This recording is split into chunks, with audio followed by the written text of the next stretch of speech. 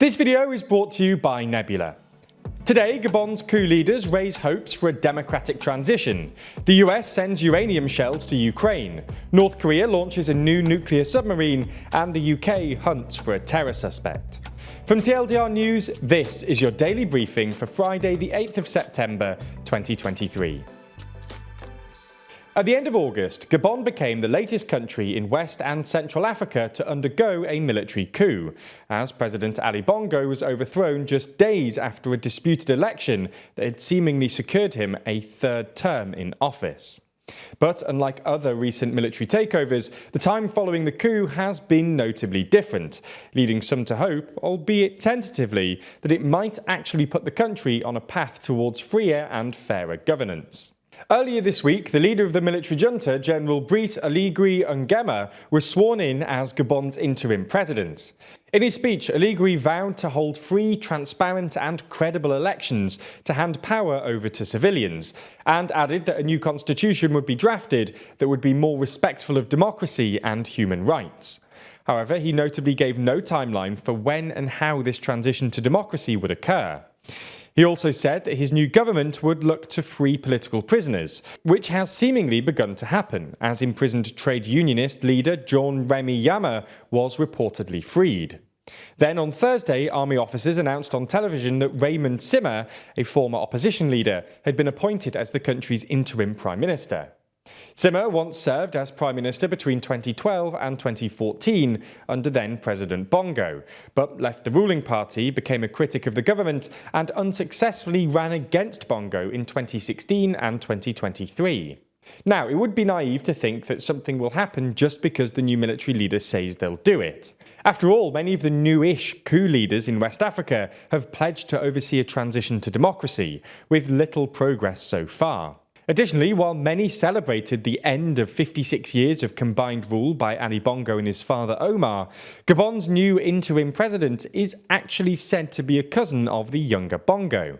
As such, the main opposition candidate in last month's election, Albert Ondo Ossa, told the Associated Press that the coup was a palace revolution, designed to keep the family in power, adding that this is a family issue. They think that Bongo is sick and fragile, so another Bongo has to take over. However, after meeting with the interim president, Ondo Ossa said, "Let's dare to believe in a better and brighter future for our beloved country." There are also differences between the Gabon coup and other recent coups in, say, Niger, Burkina Faso or Mali. For example, there's not been a visible outpouring of anti-French or pro-Russian sentiment since the coup, nor has the new Gabonese government announced any intention to expel the French troops currently based there. Gabon remains suspended from the African Union and the Central African Bloc ECOWAS, but mediation is underway in the hopes that a reasonable timeline for democratic transition can be agreed. There's more on the way, but be sure to subscribe and ring the bell to make the daily briefing part of your daily routine, or just search for us on your podcast app to listen along. This week, the US announced that it would be sending depleted uranium anti-tank shells to Ukraine, following Britain's decision to send the rounds to Ukraine back in March. Depleted uranium is a byproduct in the enrichment process that cannot be used for nuclear weapons. The element is still radioactive, but at much lower levels. The reason that this material is so useful for munitions is that it's incredibly dense. In total, it weighs 19.1 grams per cubic centimetre, which makes it about 68.4% more dense than lead. In fact, depleted uranium is only 16% less dense than osmium and iridium, which are the densest substances at Earth's surface pressure. Additionally, it can self-ignite at high temperatures, and it actually becomes even sharper when it penetrates armour plating, a process known as adiabatic shearing. Now, you don't need a degree in chemistry to recognise that its unique properties may give it certain uses on the battlefield. This is why for decades it's been used in shells, as it really improves the ability of these shells to pierce through the armour plating of tanks. There has been, though, criticism of these rounds. The International Atomic Energy Agency, or IAEA, suggests that while they're not a radiation hazard, depleted uranium is a toxic chemical. They've additionally suggested that high concentrations in the kidneys can cause damage and, in extreme cases, renal failure. The UN nuclear watchdog urges caution when handling them. The US also used these rounds in the Iraq War, and some claim that an increase in mortality in the regions in which they were used were caused directly by these shells. So that's what's been happening in the US today. Let's move and discuss what's been happening in North Korea. North Korea has this morning claimed that they've launched a new tactical nuclear submarine named Hero Kim Kun-ok. They claim that this marks a new chapter for their navy, and in true North Korean style, they sent the new vehicle out to sea to much fanfare on Wednesday. The Korean Central News Agency, which is a government-backed agency in the isolated nation, claims that the vessel was equipped with a large number of nuclear delivery means, which are capable of preemptive and retaliatory strikes against hostile countries. South Korea doesn't seem all that convinced, though. The South Korean Joint Chiefs of Staff released a statement on Friday, stating that the sub appears not capable of normal operation, and that North Korea was probably trying to exaggerate what it's capable of.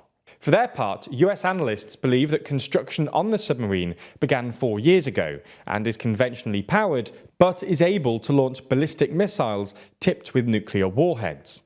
Other analysts, though, agree with the South Korean Joint Chiefs of Staff, who find this unlikely. Earlier this week, on Wednesday, it was announced that 21-year-old Daniel Abed Khalife had escaped HMP Wandsworth in south-east London. Khalife had been arrested and jailed for eliciting or trying to elicit information that could be useful for a terrorist, and for breaching the Official Secrets Act by gathering information that could be useful to an enemy. Specifically, he was accused of leaving fake bombs at military bases. Khalife is a former soldier who was previously stationed at the MOD's Beacon Barracks in Stafford. On social media, he described his role as being a computer specialist. He's believed to have escaped when he was working in the prison kitchens and was dressed in a cook's uniform on Wednesday. Specifically, he's believed to have escaped by strapping himself to the underside of a food delivery van. A nationwide search is now underway, although there has been as yet no confirmed sightings. Police currently believe that he's still likely to be in the London region. We end the main section with some positive news for the climate, as US President Joe Biden has cancelled the 7 remaining oil and gas leases in the Arctic National Wildlife Refuge in Alaska, which covers nearly 20 million acres of land. Jamie Williams, president of the Wilderness Society, said, "Our climate is a bit safer, and there is renewed hope for permanently protecting one of the last great wild landscapes in America." That's not all either. There are other ongoing stories around the world that don't always come up in our daily briefing. For example, the recent oil price hike, which we actually discussed in the daily discussion. There, Zach and I sit down to discuss the intricacies of this crisis to help us better understand what's really going on. In fact, we release these daily discussions, well, daily, covering a huge variety of topics in a more analytical and detailed way than is possible in these main videos. The entire series is available exclusively on our streaming service Nebula. If you've been thinking about signing up, then I have some good news. For a limited time, we're offering lifetime memberships. Yep, if you sign up for a lifetime membership, you get access for as long as both you and Nebula exist. Plus, you're also funding new original content from your favourite creators. In fact, if you sign up using our link, then a third of that money goes straight to us, and the rest goes into the pool to develop new Nebula originals with bigger budgets and better production. Now, it's clearly a lot of money, and honestly, the best value plan is still the annual one. But if you really want to support independent creators and help us make even bigger projects, then this is the best option. Again, do make sure you use our link so that they know that you're supporting TLDR. And also, this offer only lasts until the end of the month, with no guarantee it'll ever be offered again. So, if you're interested, this is your opportunity. Anyway, thanks for your support and for signing up to Nebula.